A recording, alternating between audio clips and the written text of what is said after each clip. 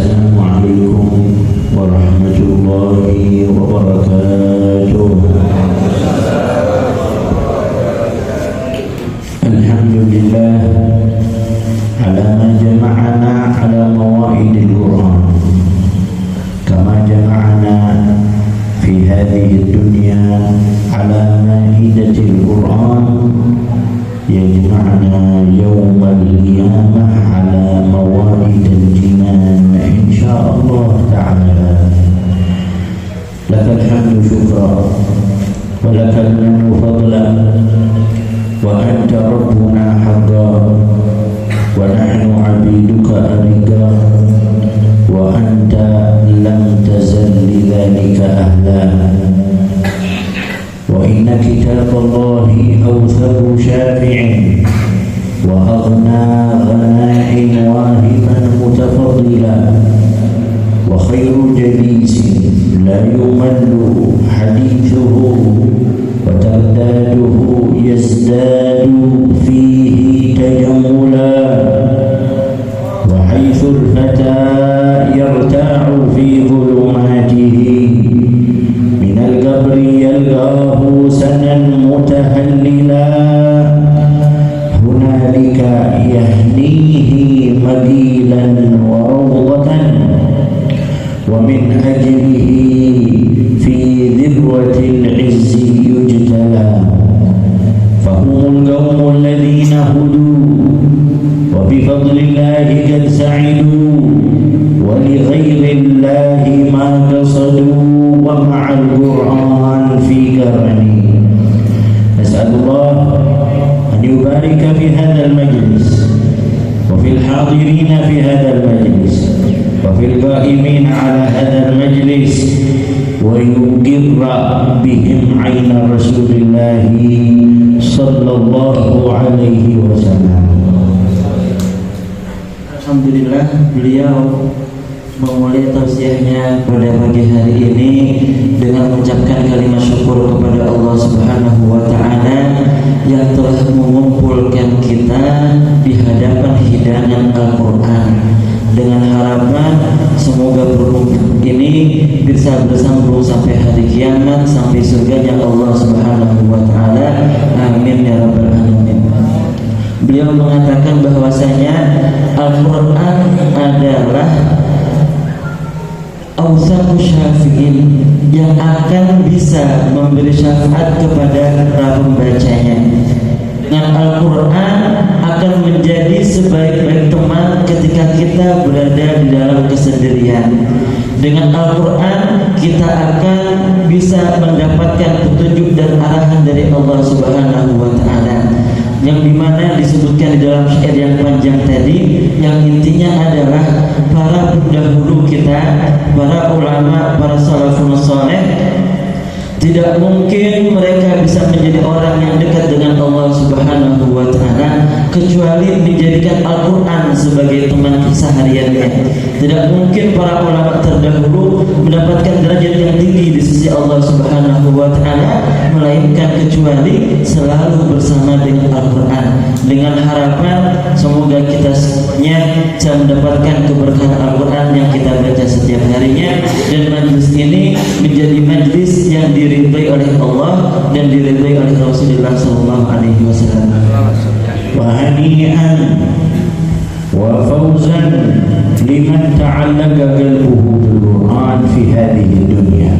Maka beruntunglah bagi siapapun yang hatinya memiliki ikatan yang kuat dengan Al-Quran di dunia ini. Wallahi as-sa'adatul haqiqiyah hiya sa'adatul ittisali wal irtibati bil Qur'an. Maka perlu diketahui bahwasanya kebahagiaan yang hakiki ketika memiliki hubungan kuat dengan Al-Quran. Wal qalbul hayy haqiqatan huwal qalbul ladzi yaqra'ul Qur'an. Hati yang hidup adalah hati yang memiliki hubungan dengan Al-Quran.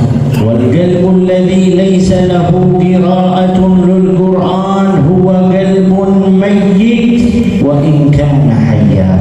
Dan hati yang mati adalah dia yang enggan membaca Al-Quran, dia yang merasa tidak punya kesempatan kesempatan untuk membaca Al-Quran, walaupun jasadnya hidup akan tetapi mati.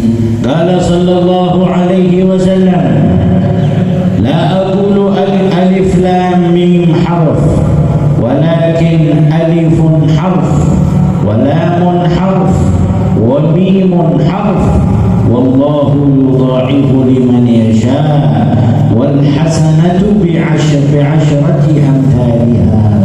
Nabi Muhammad sallallahu alaihi wasallam pernah bersabda, aku tidak mengatakan alif lam mim adalah satu huruf, melainkan alif satu huruf, lam satu huruf, dan mim satu huruf. Setiap satu kebaikan yang kita lakukan akan dibalas oleh Allah Subhanahu wa taala berkali-kali lipat. Ja'a rajulun ila sayyidina al-imam Ibn Abbas radhiyallahu anhu. Qala lahu, ya Ibn Abbas, inna qalbi asabahu al-ham wa asabahu al-gham wa asabahu ad-dhiq wash-shiddah wal-kurba, fahalla dalaltani wa halla arshadtani ala ma yudhibu bihi Allah ta'ala hammal qalbi wa dhiqa sadri wa waswasal qalbi. Qala lahu Ibn Abbas, na'am, ama ta'lam anna ma yudhibu al-waswasa wal hamma wal dhiqa wal ghamma min al-qalbi huwa al-Qur'an. Akthir min qira'at al-Qur'an yadhhabu dhalika anka kulluhu. Suatu ketika ada seseorang yang datang kepada Imam Abdullah bin Abbas, dan orang ini curhat kepada beliau, wahai Imam, sesungguhnya saat ini hatiku merasa risau, galau, was-was, tidak tenang. Mungkin ada petunjuk dari jenengan supaya semua itu hilang dari hati saya, dari perasaan yang gundah gulana ini.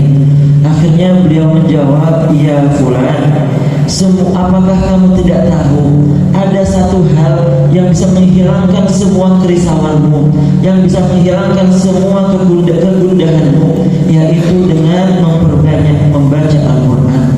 Maka pesan beliau kepada kita semua, hendaknya kita untuk memperbanyak membaca Al-Quran supaya was-was yang ada di dalam hati, galau yang ada di dalam hati, kesedihan yang kita rasakan bisa hilang dengan barokah memperbanyak membaca Al-Quran. Thumma ayyuhal ahbab, Al-Qur'anu ghidhaun wa qutun lil qulubi wal arwah. فمن كان قلبه لا يتغذى بالقرآن فحقيقة ذلك القلب ميت ليس فيه حياة، لأنه لم يؤثر ولم ينتفع بالقرآن أبدا. نسأل الله السلامة والعافية. Beliau mengatakan bahwasanya Al-Quran adalah konsumsinya hati dan arwah. Maka barang siapa yang tidak membaca Al-Quran, dikhawatirkan hatinya akan mati. Kenapa? Karena tidak diberikan konsumsi atau tidak diberikan makan. Kita berharap kepada Allah Subhanahu wa ta'ala, semoga hati kita selamat dari itu semuanya. Qala sallallahu alaihi wasallam, iqra'ul Qur'an.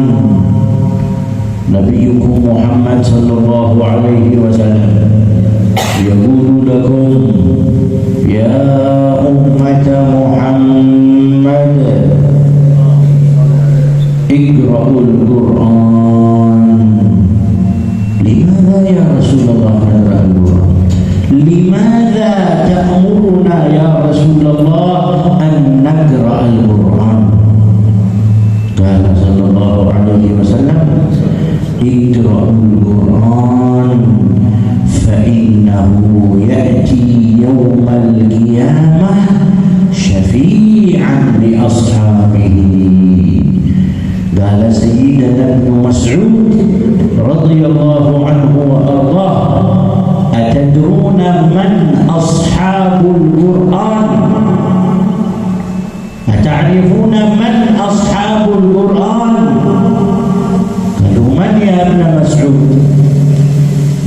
صاحب القرآن هو الذي لا يمر عليه يوم وليلة إلا وقد قرأ جزءان من القرآن.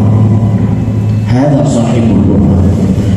وأنت إذا تقرأ في يومك وليلتك جزءان من القرآن فأنت صاحب للقرآن.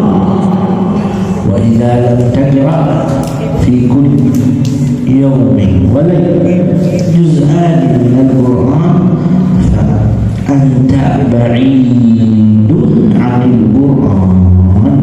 نسأل الله العافية والسلامة من ذلك. Lancar Nabi. Apa guna beliau di umroh? Pesan, menyampaikan pesan yang disampaikan oleh Rasulullah SAW kepada umatnya, wahai umat Muhammad, bacalah Al-Quran, Iqra'ul Quran, bacalah Al-Quran. Akhirnya para sahabat bertanya kepada Nabi Muhammad, ya Rasulullah, kenapa engkau selalu menyuruh kami, memerintahkan kami untuk membaca Al-Quran? Rasul pun menjawab, karena Al-Quran pada hari kiamat nanti akan datang menjadi pemberi syafaat di ashabih, kepada teman-temannya Al-Quran, ashabul Quran. Akhirnya diriwayatkan oleh Imam Abdullah bin Mas'ud, siapakah yang dimaksud dengan ashabul Quran? Siapakah dia yang berhak menyandang gelar ashabul Quran? Beliau mengatakan, orang yang berhak mendapatkan gelar ashab Quran, yang akan mendapatkan syafaat nanti barokahnya Al-Quran, adalah dia yang di dalam satu harinya tidak berlalu pagi dan petangnya kecuali sudah membaca 2 juz Al-Quran. 2 juz Al-Quran, kata beliau. Jadi kalau kita dalam sehari tidak baca 2 juz Al-Quran, bisa jadi kita jauh untuk bisa mendapatkan gelar tadi. قال سيدنا ابن عطاء الله السكندري عليه رحمة الله وعليه رضوان الله تبارك وتعالى: أتدرون ما قوت القلوب وحياتها؟ أتدرون بماذا تحيا القلوب؟ أتدرون بماذا تتغذى القلوب؟ قالوا وبما يا إمام؟ قال لهم القلوب لا تتغذى إلا بالقرآن، فمن ليس له قراءة للقرآن فقلبه جائع، وإن كان أطعم بطنه الأطعمة المتنوعة، ولكن في حقيقة أمره أن قلبه جائع لم يتناول طعامه وهو القرآن. Al-Imam Ibn Athaillah As-Sakandari, beliau pernah mengatakan, apakah kalian tahu apa makanan pokok untuk hati ini?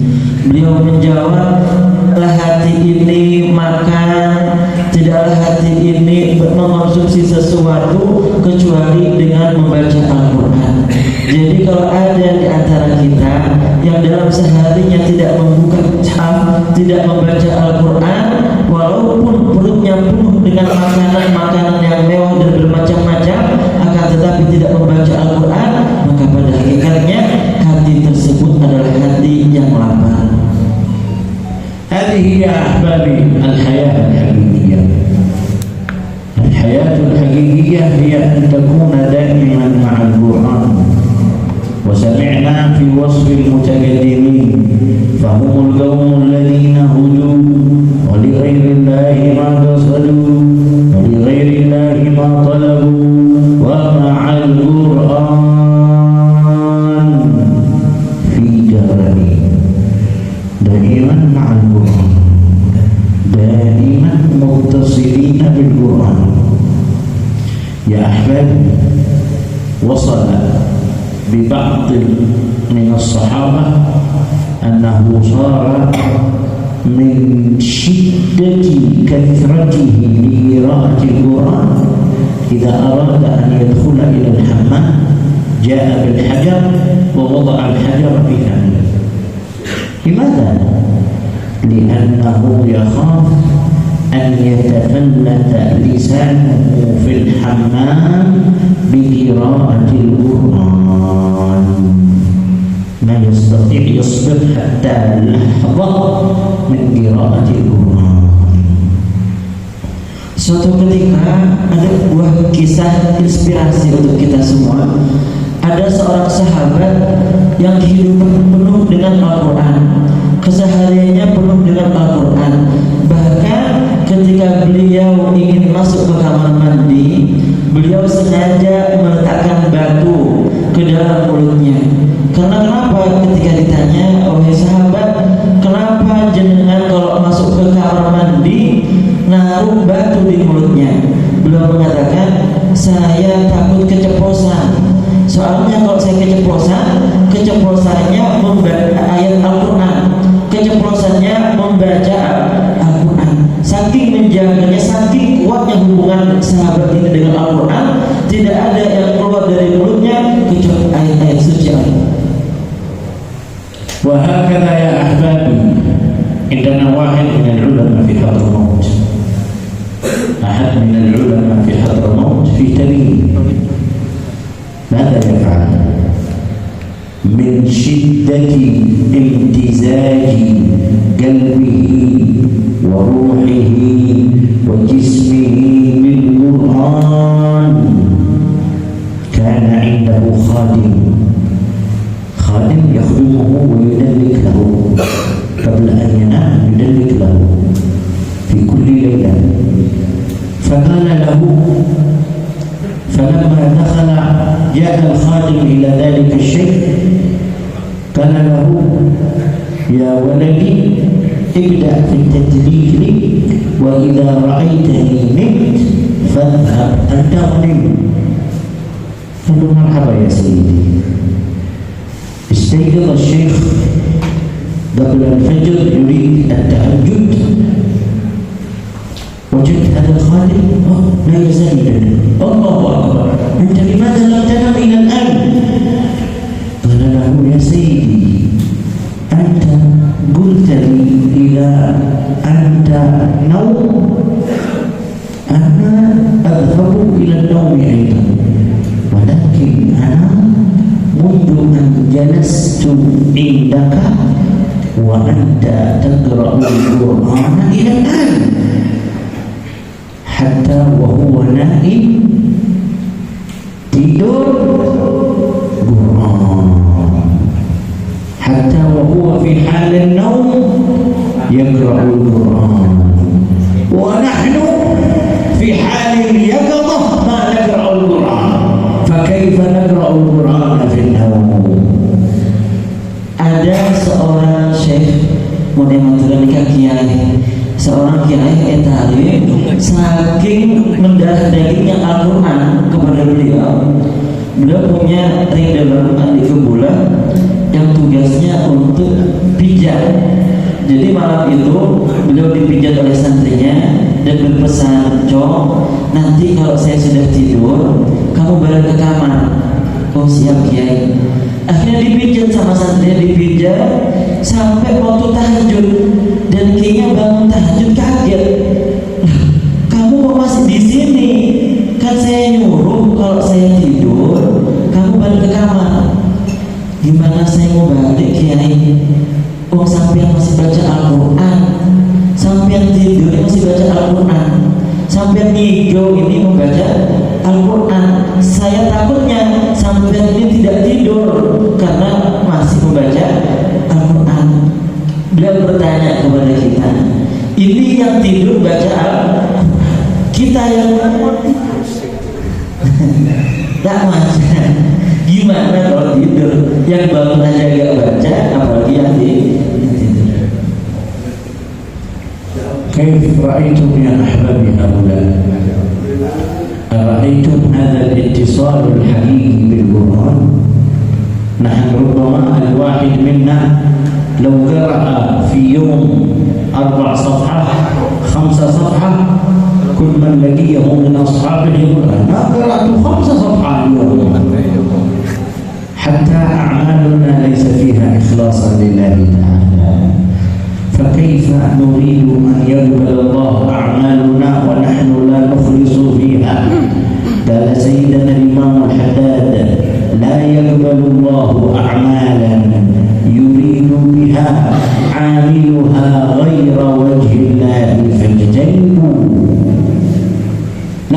يا أحبابي أن نخلص العمل لله، أن يكون لنا حسن الاتصال بالله تبارك وتعالى، وأن نكثر من قراءة القرآن. يا أحبابي بيوتنا تبكي، أتدرون تبكي لماذا بيوتنا؟ تبكي لأنه غاب فيها القرآن. كم من واحد ما يقرأ القرآن في بيته إلا في رمضان، وكم من واحد لا يقرأ القرآن في بيته حتى في رمضان ما يقرأ القرآن. إن قرأ شيئا من القرآن قرأه في المسجد وبيته لا يقرأ فيه القرآن. قال صلى الله عليه وسلم: البيت الذي لا يقرأ فيه القرآن كالبيت الخريب، يعني مثل البيت المكسر، وإن كان ما شاء الله عمارة جميلة وجيدة وكل شيء ما تنفع، ليس في بيت القرآن فهو خريب. Kemudian beliau mengajak kepada kita semua untuk muhasabah. Sejauh mana hubungan kita dengan Al-Quran jika dibandingkan dengan ulama-ulama kita, jika dibandingkan dengan guru-guru kita, itu mungkin sekarang jauh sekali. Mungkin sehari ada yang bisa baca Al-Quran 4 halaman, 5 halaman, dan dia merasa bangga dengan itu semua. Padahal jika dibandingkan dengan ulama-ulama kita terdahulu sangatlah jauh. Dan beliau berpesan dalam mengerjakan semua amal-amal soleh, jangan lupa untuk ikhlas, jangan lupa untuk semata-mata kita mengamalkannya, mengerjakannya untuk mendapatkan ridha Allah Subhanahu wa Ta'ala. Karena pesan daripada Imam Haddad adalah Allah tidak akan menerima semua amal yang dikerjakan oleh hamba-hambanya kecuali untuk mendapatkan ridha Allah, untuk mengundang rahmat Allah Subhanahu wa Ta'ala. Kemudian beliau mengatakan sebenarnya rumah-rumah kita saat ini semuanya menangis. Menangis dari apa? Menangis karena rindu mendengarkan lantunan Al-Quran yang dibacakan oleh penduduk rumah tersebut. Rumah yang tidak dibacakan Al-Quran di dalamnya bagaikan rumah yang roboh, rumah yang rusak, rumah yang tidak berpenghuni. Walaupun bangunannya mewah dan tereng, akan tetapi jika tidak ada Al-Quran yang dibacakan di dalamnya, itu seperti rumah yang rusak atau tidak layak untuk ditempati. Kemudian pesan beliau adalah hendaknya kita untuk mulai saat ini bertekad dan niat menjadikan Al-Quran sebagai teman keseharian kita. البيت الذي لا يقرأ فيه القرآن كالبيت الخريب، قال صلى الله عليه وسلم. والبيت الذي يقرأ فيه القرآن يتراءى لأهل السماء كما تتراءى النجوم لأهل الأرض. البيت الذي يقرأ فيه القرآن لا يدخله الشيطان. البيت الذي يقرأ فيه القرآن لا يدخله الجان. البيت الذي يقرأ فيه القرآن يكون محفوظا من الرحمن. اقرأوا القرآن في بيوتكم، اجعلوا لبيوتكم نصيبا من قراءة القرآن. اجلس، اجعل لك وقت في كل يوم ولو نصف ساعة. اجلس مع زوجتك، مع ولدك، مع أهلك، اقرأ معهم القرآن. فوالله هذه التربية الحقيقية، أن تجعل في أولادك القرآن خير لك من أن تذر لهم الأموال. اجعل لهم القرآن، علمهم القرآن. Kemudian pesan beliau selanjutnya adalah yang perlu kita ingat sabda Nabi Muhammad SAW, rumah-rumah yang dibacakan Al-Quran di dalamnya itu akan dipandang bercahaya dan bersinar oleh penduduk langit, sebagaimana penduduk bumi melihat berkilaunya bintang-bintang di malam hari. Maka rumah yang dibacakan Al-Quran di dalamnya itu bercahaya yang dipandang oleh penduduk langit. Rumah yang dibacakan Al-Quran tidak mungkin akan dimasuki setan, tidak mungkin akan diganggu oleh jin. Rumah tersebut akan langsung dijaga oleh Allah Subhanahu wa Ta'ala. Dan yang tadi yang belum diterjemahkan adalah kita sekarang mungkin jarang membaca Al-Quran. Bahkan nanti masuk bulan Ramadan pun dikhawatirkan kita tidak membaca Al-Quran. Syukur-syukur di dalam bulan Ramadan kita diizinkan oleh Allah Subhanahu wa Ta'ala untuk membaca Al-Quran. Dan arahan beliau adalah untuk kita semuanya ijlis Al-Quran. Luangkan waktu kita untuk duduk bersama dengan Al-Quran. Ajak anak istri kita, anak-anak kita untuk duduk bersama membaca Al-Quran. Inilah tarbiyah yang baik, inilah tarbiyah yang sesungguhnya, inilah tarbiyah yang lebih mahal, lebih berharga daripada kita memberikan anak kita, istri kita harta yang melimpah. لا بد يا أحبابي أن نصلح ما بيننا وبين القرآن. لا بد أن نرجع للقرآن. فوالله لا نصر للإسلام ولا للمسلمين إلا إذا تمسكنا بالقرآن. إذا نحن تمسكنا بالقرآن انتصرنا على كل الأعداء، وإذا نحن بعدنا عن القرآن انتصر علينا كل شيء. إذا نحن في بعد عن القرآن فوالله لا فوز ولا نجاح ولا حياة حقيقية أبدا إلا بالقرآن. Jika kita berpegang teguh dengan Al-Quran, maka kita akan menang menghadapi siapapun. Akan tetapi ketika kita jauh dari Al-Quran, kitalah yang akan dikalahkan. Tidak ada kemenangan dan keberhasilan kecuali kita mau dekat dengan Al-Quran. ثم يا أحبابي هذا المجلس يختمون القرآن في كل أسبوع مرة. بارك الله فيه المجموع وبارك الله في هذه الجهود، وأرجو الله تعالى أن يحشركم مع أهل القرآن يوم القيامة. أرجو من الله وأسأل من الله أن يحشركم يوم القيامة في زمرة أهل القرآن إن شاء الله تبارك وتعالى. Dan beliau merasa senang ketika mendengar majlis ini, kegiatan yang berlaku di majlis ini dengan hataman Al-Quran setiap minggunya, setiap waktunya hatam Al-Quran. Dan beliau berdoa semoga semua yang berada di majlis ini daripada pengurusnya, anggotanya, di hari kiamat bisa berkumpul dengan para ahli Quran. وما دام ختمكم للقرآن في كل أسبوع فهذه المنطقة محفوظة بالخير إن شاء الله. Selama majlis ini menghatamkan Al-Quran dan kegiatannya setiap minggunya, maka insya Allah Pamekasan dan Madura secara umum akan dilindungi oleh Allah Subhanahu wa Ta'ala karena keberkahan majlis ini. جاء في الحديث عنه صلى الله عليه وسلم إذا ختم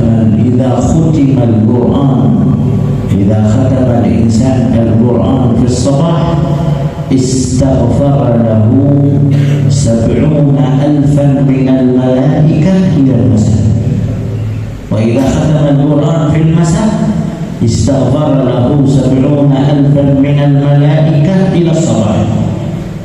فما أعظم هذا الخير.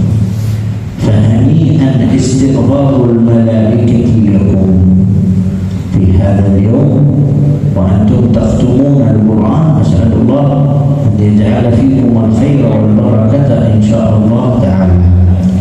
Ketika kita menghatamkan Al-Quran di pagi hari, maka apresiasi dari Allah Subhanahu wa Ta'ala adalah menyiapkan 70.000 malaikat yang akan meminta ampun untuk orang tersebut sampai petang hari. Dan jika kita menghatamkan Al-Quran di petang hari, di malam hari, Allah menyiapkan 70.000 malaikat juga untuk beristighfar untuk dia sampai pagi hari. Dan beliau berdoakan semoga semua ada di majlis ini mendapatkan keberkahan dan kebaikan. Nas'alullah ta'ala lakum kamal at-taufiq wa kamal al-barakah insyaallah ta'ala.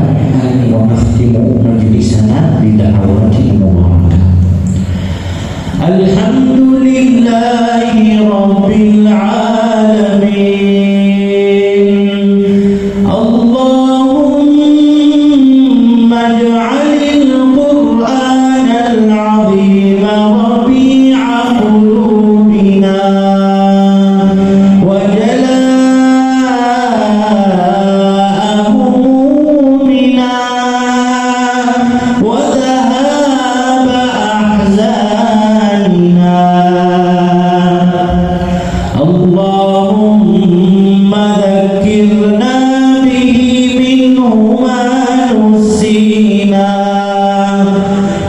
الليل